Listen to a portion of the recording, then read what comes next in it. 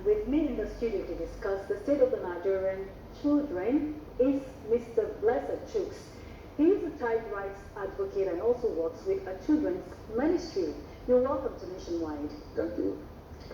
Mr. Chuks, how would you describe the Nigerian child today? The Nigerian child today, and speaking from experience, their state is very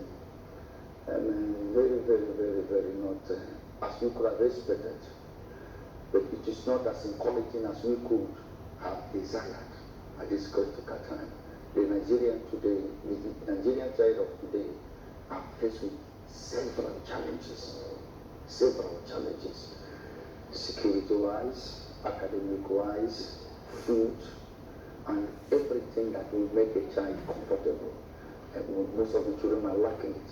So the state of the Nigerian child of today is a little bit deplorable, if not pathetic. Okay. I wouldn't say completely pathetic, because we also have some government initiatives. You talked about food, like we have the food school feeding program. School feeding. My next question is basically on talking about being comfortable in terms of rights and entitlements. Okay. You say there are things in place to ensure that this is possible. A lot has been done anyway by the government to ensure that children are protected, particularly in the face of these insecurities.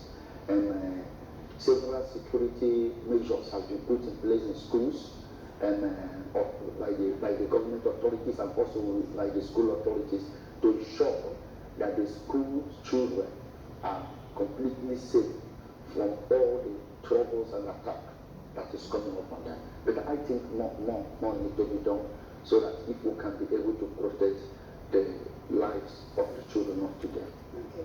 We've had some kind of campaigns of people talking about people that were born in the 70s, 80s, and 90s, and some have asserted that growing up at this age is quite difficult. We've had very strange stories of some children committing suicide, some also beating up their parents and all that. Would you say technology has any role to play here? So, it's hard. In the years 1970s and the 80s, we don't have the kind of technology we have now that is at disposal with our children.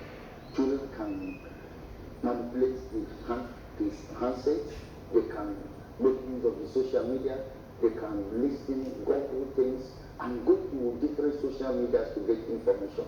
While in those years, it was not like that.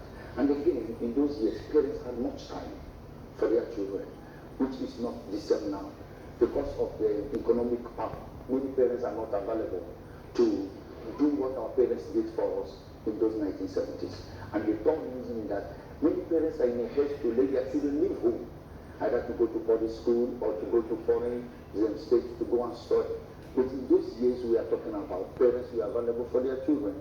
They were always there to teach, to watch, to guide them, so that they will not be able to make mistakes. But today, you hardly see parents at home doing most of the things those good parents did for this present generation. So you're taking about back to the saying that charity begins at home. Definitely, the parents need to do more.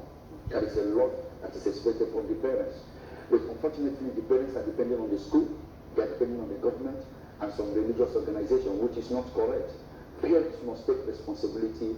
If our children present today must become what God wants them to be and becomes what the society will appreciate, parents must go back home and do the needful of watching over their children, doing the necessary teaching, and giving them the necessary discipline that will help them, particularly in times we are in.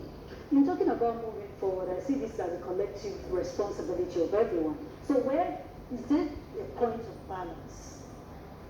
Yeah.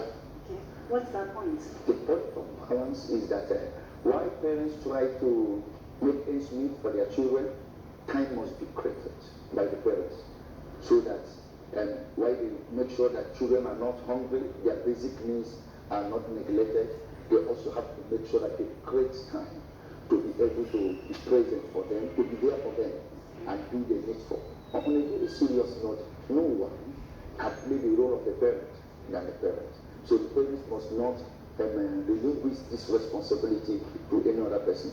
They must be able to create time to be able to do the needful, so that our children will become what they ought to be and be useful useful to this present generation. It's really a privilege to be a parent. They are very, very privileged to be a parent. Yeah. Thank you very much, Thank Mr. you.